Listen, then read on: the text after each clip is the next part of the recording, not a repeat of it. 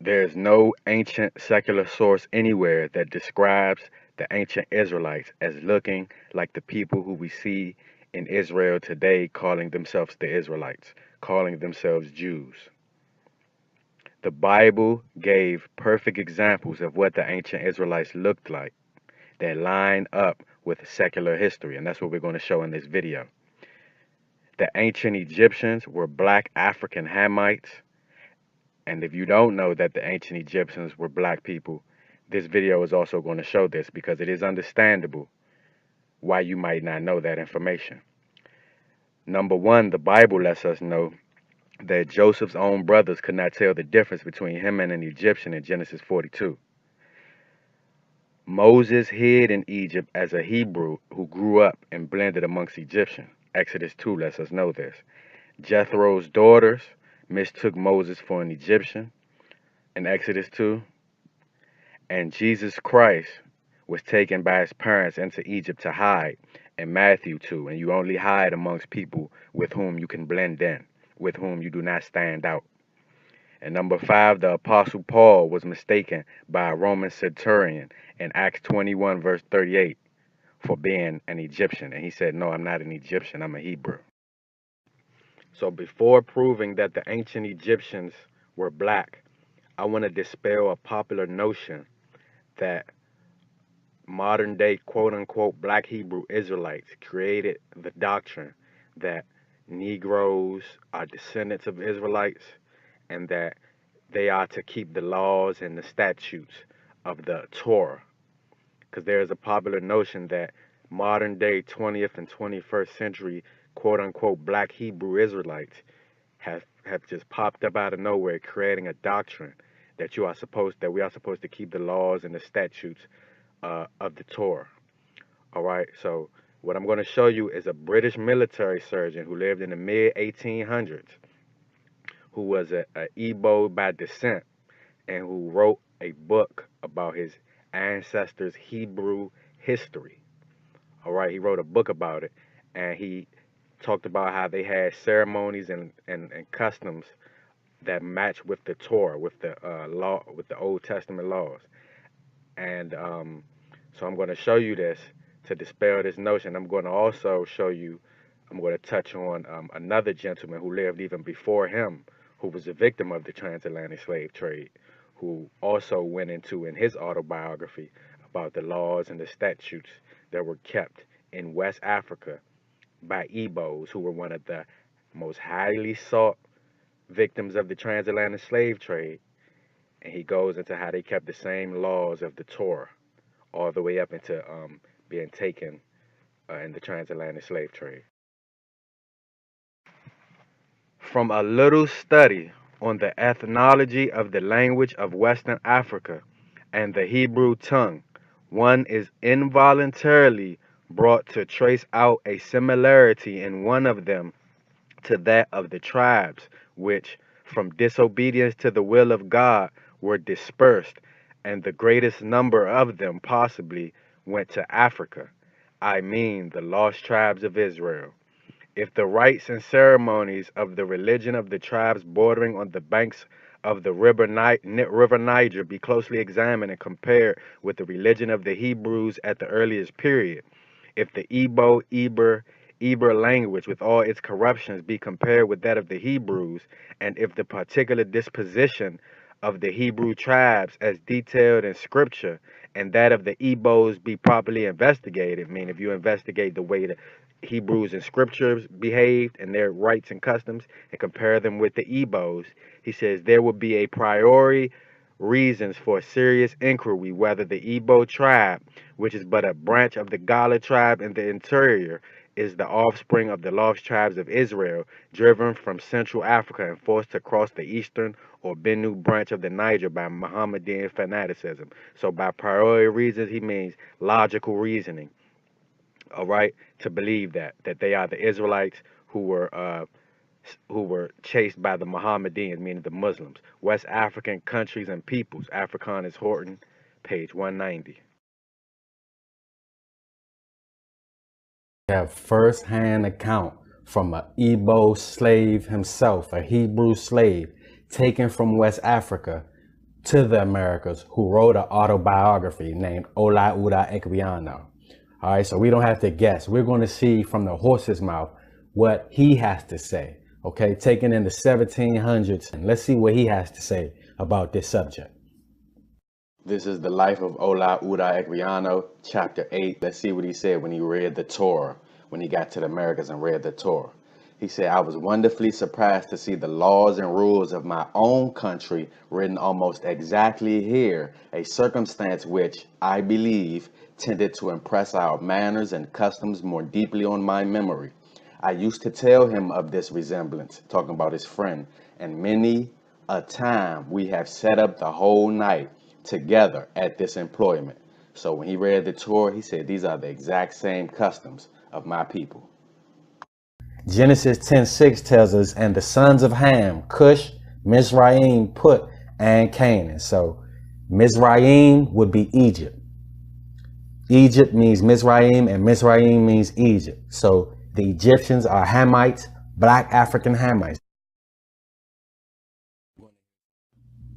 So let's hear a brief testimonial from a native black Egyptian who is an educator and a doctor by the name of Dr. Mustafa Hefni, who was an immigrant to the United States, who was forced to classify as white as a part of the Eurocentric cover-up of ancient black Egypt. So if they're telling you that a living black Egyptian is white, imagine what they are telling you about those who have been dead for thousands of years. Misconceptions about Egypt being a white civilization. How do you deal with that? This is a big problem because Egypt, the ancient Egyptian civilization was a black civilization, and ancient Egyptians were black according to the Greek scholars and the Roman scholars. Ancient Egypt became white only in the 19th century and in the 20th century. And the scholar who is responsible for this is Seligman, the noted anthropologist from England, Seligman. White supremacy argues that blacks are inferior than white intellectually. They are subhuman and they are incapable of building a civilization. White supremacy had one dilemma until Seligman came.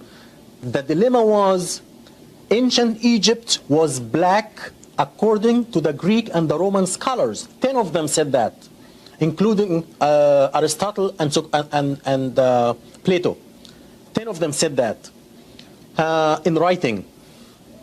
They had this dilemma. Ancient Egyptian was black. So if blacks are inferior intellectually and are incapable of building a civilization, how come the ancient Egyptians built a civilization? Seligman found the solution for this dilemma. He came up with a theory called the Hamite theory. He separated the blacks who built a civilization in Egypt and Ethiopia from the rest of the black race, and he called them brown-skinned whites, or the Hamites. So Seligman saved white supremacy from this dilemma, and all the white scholars followed him from that time on. This was at the end of the 19th century. All you have to do is look at the ancient statues of the founder of the United Kingdom of Egypt around 3100 BC, King Narmer, and you will see that he clearly has African features. All you have to do is look at the images of the king attributed to founding the Middle Kingdom, King Mentuhotep, and you will see that he has clearly what they call African features. The same is true for the New Kingdom. If you look at the ancient statues, you will see King Ahmose. He clearly is a black man. Now let's go to the ancient Greek historians and the European historians who lived during the time of these ancient black races, like the ancient Egyptians, and saw the ancient Egyptians personally and described them. Let's see what they said. Let's start off with Herodotus, the father of Greek history. In the Histories, he writes, "For it is plain to see that the Colchians are Egyptians, partly because they are dark-skinned and woolly-haired. The Colchians, Ethiopians, and Egyptians have thick lips, broad nose, woolly hair, and they are burnt of skin. According to Diodorus, Ethiopia populated Egypt. The Ethiopians say that Egypt is one of their colonies, led into Egypt by Osiris. Strabo says the Egyptians settled in Ethiopia and Kochi, meaning they're the same people. Ammianus Marcellinus, the Roman historian, says the men of Egypt are mostly brown or black with a skinny, desiccated look. Aristotle says those who are too black are cowards, like, for instance, the Egyptians and Ethiopians. Aeschylus writes in his play The Suppliants, I can see the Egyptians' crew with their black limbs and white tunics. Apollodorus affirms Egyptos conquered the country of the black-footed ones and called it Egypt after himself. The Greek writer Lucian says, in a dialogue between two Greeks describing the Egyptian boy, says Lacinus and Timolousis. Lacinus says, this boy is not merely black, he has thick lips and his legs are too thin. John Francois Champollion, credited with deciphering the Rosetta Stone, a French archaeologist, stated the following when seeing how Europeans were depicted on a wall relief in Egypt of Senusret I. Europeans who, in those remote epochs, frankly did not cut too fine a figure in the world. In this category, we must include all blondes and white-skinned people living not only in Europe, but Asia as well, their starting point. Joseph Maccabee, 20th century Roman Catholic priest as well as writer, states the following: 4,000 years ago, when civilization was already 1,000 or 2,000 years old, white men were just a bunch of semi-savages on the outskirts of the civilized world. If there had been an anthropologist in Crete, Egypt, and the Babylonia, they would have pronounced the white race obviously inferior and might have discussed learnedly on the superior germplasm or glands of colored folk. C.F. Volney, philosopher and historian, French philosopher and historian who traveled to Egypt and saw the mummified remains of Egyptians, stated the following: beholding that head characteristically Negro and all its features, I recalled the well-known passage of Herodotus, which reads, for my part, I consider the Kochi are a colony of the Egyptians because like them, they are black-skinned and kinky-haired. In other words, the ancient Egyptians were true Negroes of the same stock as all the autochthonists of Africa. C.F. Volney. In response to Volney, Champion Figeac, true to Western white supremacist thought and brother of Francois, states the following: the two physical traits of black skin and kinky hair are not enough to stamp a race as Negro, and Volney's conclusion as to the Negro origin of the ancient population of Egypt is glaringly forced and inadmissible. So this displays the cognitive dissonance. He says they have black skin and woolly hair, but are not Negro, are not black. As the following also shows, some European writers have even penetrated into the blackest of Africa and divided the blacks according to the shape of their noses and lips. Professor Joseph Williams says, the Songhais, though black-skinned and woolly-haired, their features are often of Caucasian cast. So we must remember who we are dealing with and the type of mindset we are dealing with these individuals. You can have black skin and woolly hair, but they just cannot comprehend that black people are so inventive. We also still have to fight erroneous and spurious information, such as you see on the screen, that Europeans are still dishing and improperly sifting through and improperly explaining to people. And it comes out, as you see on the screen, when put under a microscope as being false information. So to this day, we still have to combat this Eurocentric information. Abraham, who is considered by many to be the father of the Hebrews, is from Ur of the Chaldees, which was in the area of modern day Babylon, or ancient Babylon, I should say. All right, modern day Iran area. All right. And Babylon, the reason why it's called Babylon is because that's where the Tower of Babel was. And Nimrod, the ancient African Hamite Nimrod, according to the Bible, ruled that area. All right. So this is where Abraham is from. The area you see circled is a dark skinned area that includes ancient Babylon, which is where Abraham is from. So according to the American Journal of Physical Anthropology, based on UV light intensity and other environmental factors, these people were originally black people. These people were originally dark skinned.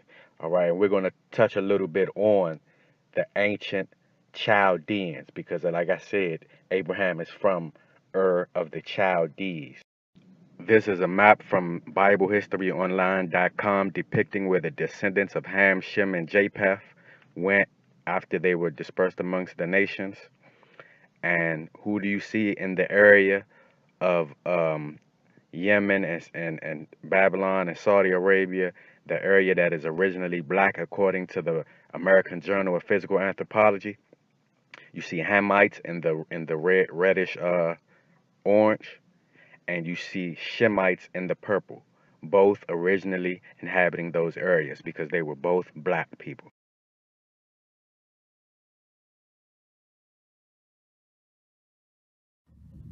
French archaeologist Marcel Delafoy, who excavated Susa, the ancient Elamite city in current Iran, known to be the pre-Iranian civilization, meaning they were there first. Upon excavating and seeing the remains of a person, he stated the following: his head and his feet were black. It is even evident that the whole decoration had been designed to blend with the dark complexion of the face. Only powerful personages had the right to carry long canes and wear bracelets, yet the owner of the cane, the master of the citadel, was black. It is therefore highly probable that Elam was ruled by a black dynasty, and judging from the features of the face already described, an Ethiopian dynasty.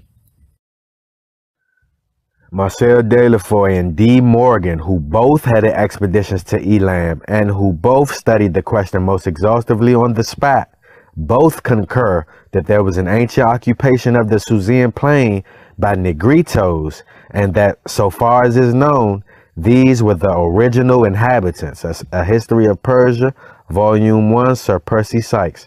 So as you can see, Mesopotamia, or the so-called Middle East, has been excavated and has been revealed to be black. And we know that Elam was a Shemite. But as I said, this area was full of Shemites and Hamites who were all black. That Negro peoples were the beginners of civilization along the Ganges, the Euphrates, and the Nile seems proven. Early Babylon was founded by a Negroid race.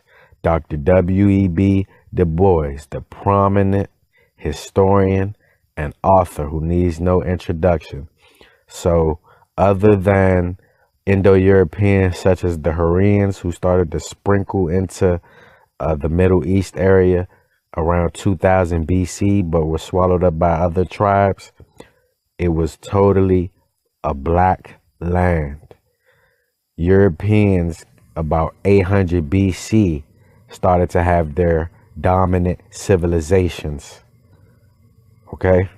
So as you can see, they were the beginners of civilization in the Ganges, Euphrates, and Nile. The Ganges is in India, the Euphrates is in Mesopotamia, and the Nile is in Africa, Egypt. All right, and that's just what the American Journal of Physical Anthropology just showed you, that those areas were originally black because the original Indians were actually Kushite Ethiopians. But I know that's going to go over some people's head.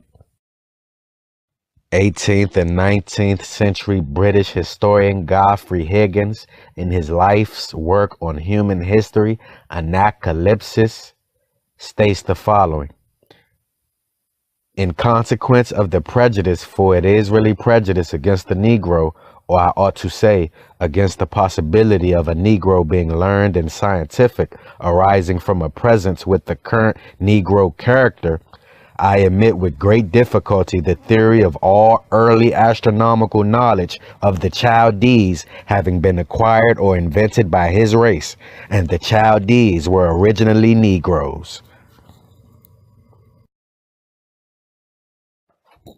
The 19th century English writer, often called the father of Egyptology, Gerald Macy, says the primitive Chaldeans and Babylonians were known to the Greeks as Chaldeans and Caphenes. The Caphenes were synonymous with Ethiopians. So here we have another testimonial of the fact that the Babylonians and the Ethiopians were considered the same black Negro people. Senegalese historian and prominent archaeologist says the ancients remained silent about the alleged Mesopotamian culture prior to the Chaldeans. They considered the latter, meaning the Chaldeans, a caste of Egyptian astronomer priests, that is to say, Negroes. Prominent historian and author Joel Augustus Rogers, in his book 100 Amazing Facts About the Negro with Complete Proof, says Chaldea, the land which the Jews originated, was also a Negro land. Hence, Abraham might also have been black. So the Elamites, the Hebrews, the Shemites were black, just as the Hamites. And the Shemites are who most of the blacks in diaspora that went into slavery in America, in the Americas, descend from. The Roman historian Cornelius Tacitus, who lived in the 1st century AD and saw the Israelites himself, said, "Many assured me that the Jews were descended from those Ethiopians." And everyone knows that the Ethiopians are and were black people. Everyone who is in the know knows that the Semites are black. Okay, the people who are claiming to be Semitic today are Europeans, colonizers, but that's a different video.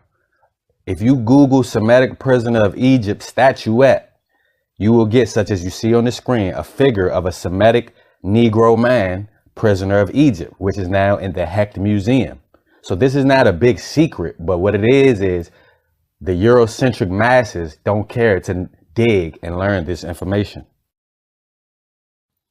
A tradition in which both the Semites and Hamites were black, Japheth being the only white son of Noah, exists among rabbinic Jewish tradition as well. Perk D. Rabbi Eliezer, chapter 23 says, Noah brought his sons and his grandsons, and he blessed them with their several settlements, and he gave them as an inheritance all the earth. He especially blessed Shem and his sons, black but comely, and he gave them the inhabitable earth. He blessed Ham and his sons, black like a raven, and he gave them as an inheritance the coast of the sea. He blessed Japheth and his sons, they entirely white. This is why Gamal Abdel Nasser, the late president of Egypt, stated, referring to the Jews in Israel, "You will never be able to live here in peace because you left here black and came back white. We cannot accept you." So he clearly knew that the original Israelites were black because he knows true history. So if you're wondering how we Shemitic Hebrews got to the Americas, it was through the transatlantic slave trade, as Deuteronomy 28:68 prophesied. It says, "And the Lord shall bring thee into Egypt again with ships." Now we know that the Israelites as a whole never went back into literal Egypt. In fact, if any did, it was only very few who went back into literal Egypt. Egypt just means house of bondage, according to the many scriptures that you see on the screen. Okay, and Deuteronomy 28:64 lets us know that we will be scattered into all nations. Okay, so when you put those together, you will see that we will be scattered into the house of bondage. Okay, and so per prophecy, we were scattered when the Babylonians came in, the Assyrians came in, Greeks, Romans, etc. You had Israelites who fled south into Africa to blend in and to hide. You had the last, or one of the last, trips into Africa in 70 AD. In 70 AD, General Vespasian and his son Titus put an end to the Jewish state with great slaughter. During the period from Pompey to Julius, it has been estimated that over 1 million Jews fled into Africa, fleeing from Roman persecution and slavery. Rudolph Windsor, Babylon and Timbuktu. So as I said, 70 AD and many times before and even after, you had Hebrews fleeing into Africa and building communities in Africa. Whatever may be thought of the more or less mythological traditions connected with the earliest Jews in North Africa, it is now practically an established fact that a Jewish nation, Jewish at least in faith and perhaps too in origin, long held sway south of the Sahara. Hebrewisms of West Africa, Dr. Joseph J. Williams. In later centuries, Jews were believed to have settled in Western Africa during the height of the Songhai, Mali, Ghana, and Kanem-Bornu Empire. According to accounts from explorers of the region, several powerful Jewish families of the Songhai Empire were of Jewish origin. Some accounts place West African Jewish communities in the Ondo Forest of Dahomey, south of Timbuktu. In the 1930s, these groups still maintain a Torah scroll written in Aramaic that had been burned into parchment with a hot iron instead of ink so it could not be changed. Mark Avram, early professor of Judaic Studies, Encyclopedia of Jewish Diaspora, Origins, Experiences, and Culture, Volume 1, page 454. So these empires, Songhai, Mali, and Ghana, were in West Africa. Okay, Hebrews were all in West Africa, and there were empires in Africa. So the Europeans saying that nothing existed of note in Africa don't know what they're talking about. When they came to get us, they don't know what they're talking about. It is the conclusion of some scholars that when the Jewish kingdom of Ghana fell, many of the Hebrew tribes established settlements among the African tribes throughout Central and West Africa. Babylon to Timbuktu. East of Great Popo begins the Dahomey territory guarded by the important towns of Glewe, known to Europeans by the various names of Fida, Heveda, Huada, or Huida. The old writers called it Judah, and its inhabitants were said to be Jews. The Earth and its Inhabitants, Africa, Volume 3, Elsie Recluse. The evidence of later travelers supports the existence of a Jewish presence in West Africa. At the end of the 18th century, the Scottish explorer Mungo Park noted the presence of Jews in the area of Timbuktu under the protection of Tuareg and Moors, from whom they were indistinguishable. It seems like they practiced Islam in appearance only, and that they ensured their ethnic continuity through endogamy. The Black Jews of Africa, History, Religion, Identity. Edith Bruder.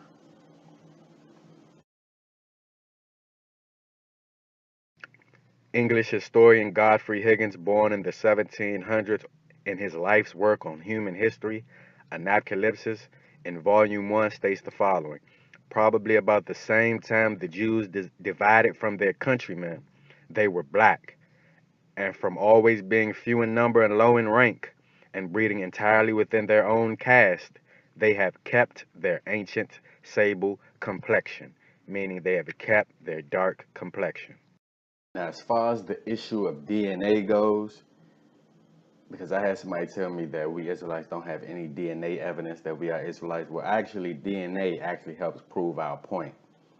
Now, as far as these ancestry tests, we all know that they can't tell you your exact ancestry of, everybody you was related to and all of that. We all know that. I don't even believe it's meant to do that, okay? It's meant to give you a rough estimate and give you an idea, okay? Now, I can understand if you don't want to send these people your DNA because you don't trust them. I totally understand that. But the point is, DNA is not fake. All right, DNA can tell you your Y haplogroup. That's why if a man gets a DNA test, he will have the same Y haplogroup if his father gets a DNA test or his brother. It's because it can tell you your Y haplogroup, which doesn't change. It goes in a straight line all the way back, all right, to your male ancestors, okay? So, again, these ancestry tests are not by any means the end all be all, but they do point you in a direction.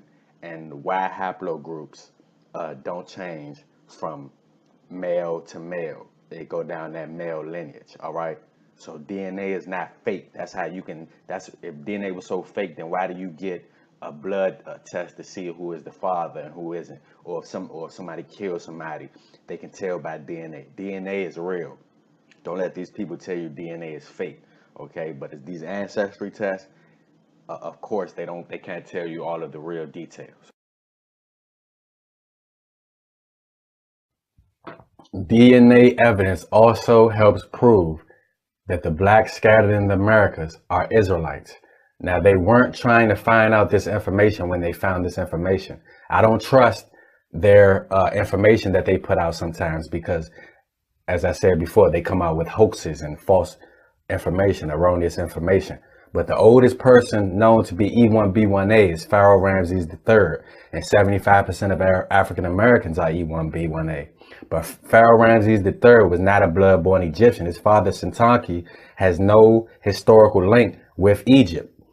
And if you look in an article called The Canaanites Who Loved Pharaoh at timesofisrael.com, you will see that the Israelites in Canaan held Ramses III in very high esteem and reverenced him, almost like worshiped him, okay? Because he lived in Egypt at the exact same time that the Israelites lived in Israel.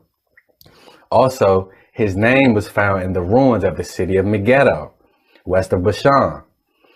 Also, a copper statue base was also found in Megiddo bearing his name, or the name of his son, actually, at Lachish during the time while Israel was in the land. A bronze plaque with the name of Ramses III was found in a metal scrap pile.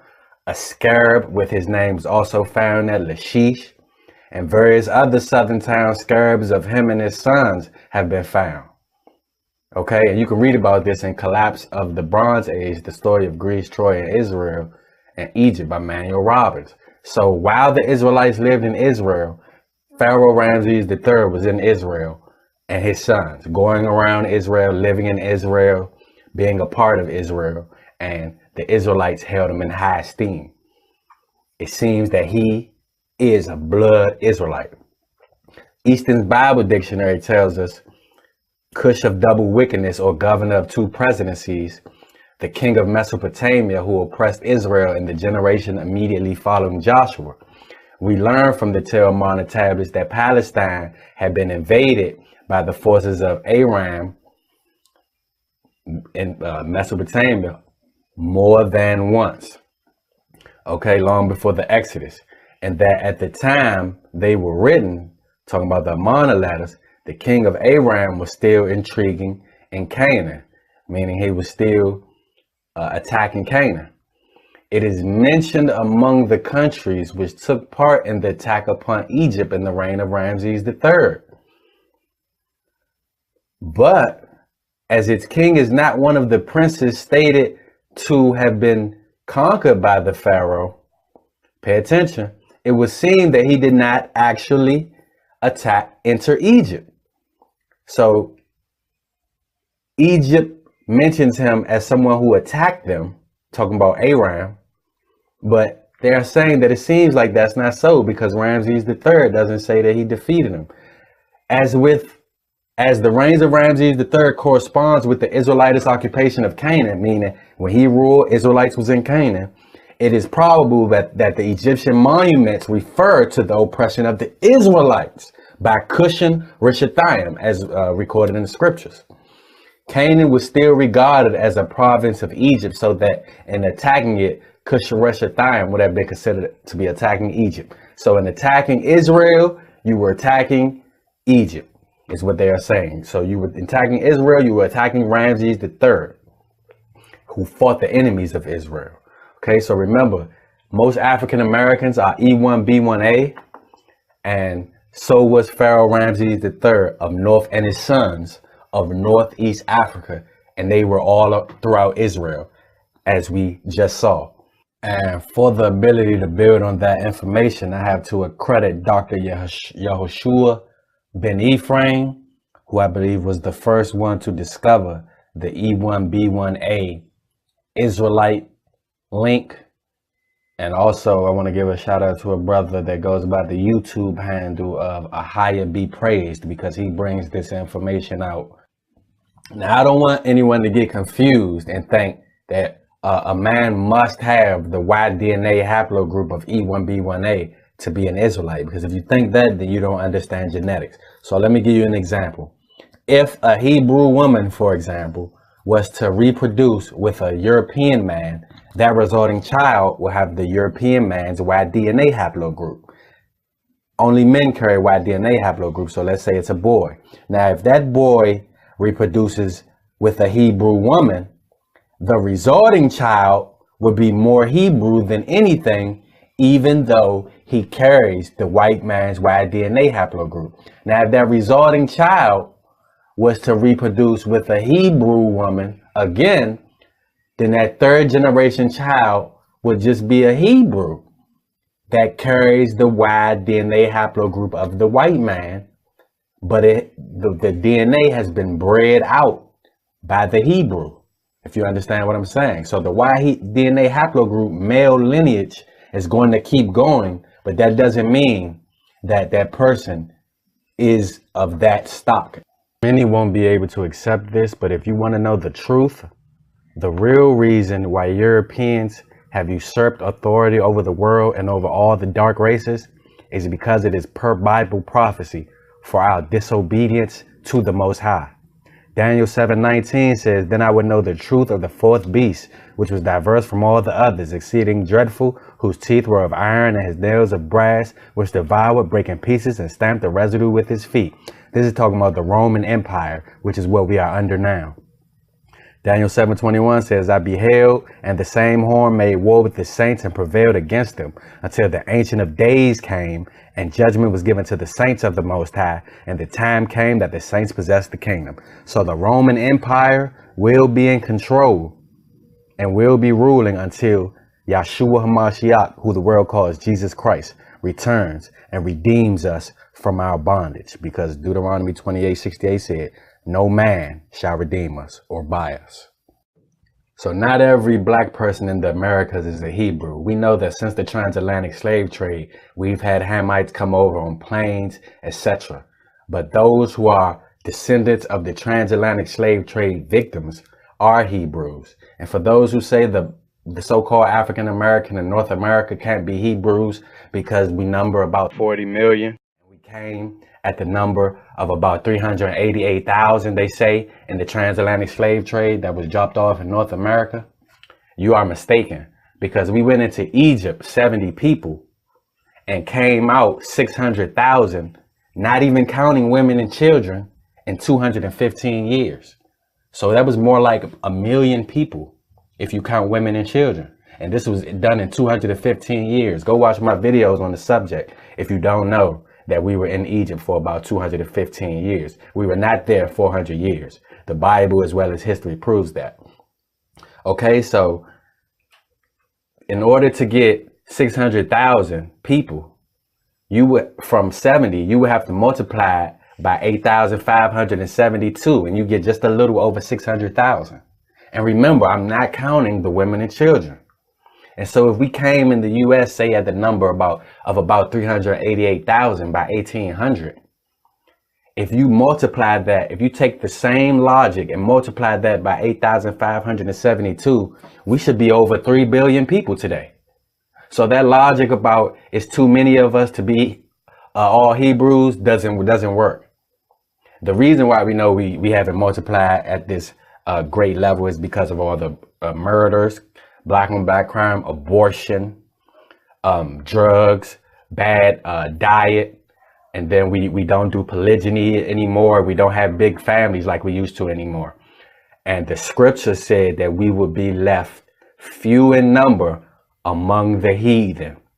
So it is because of the curses that we are few in number amongst the heathen that we live amongst. Now, in this movie from 1977 called The Message, hint, hint, we see an accurate depiction of what the Hebrew Israelites look like as they are being visited by Muslims and Hamites.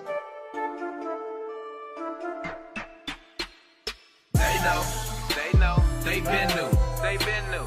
I'm a Hebrew, a real Jew. They know, they been new. I'm a Hebrew, a real Jew. I'm a real Jew. According to these verses, I'm a real Jew. I'm a real Jew. According to these scriptures, I'm a real Jew.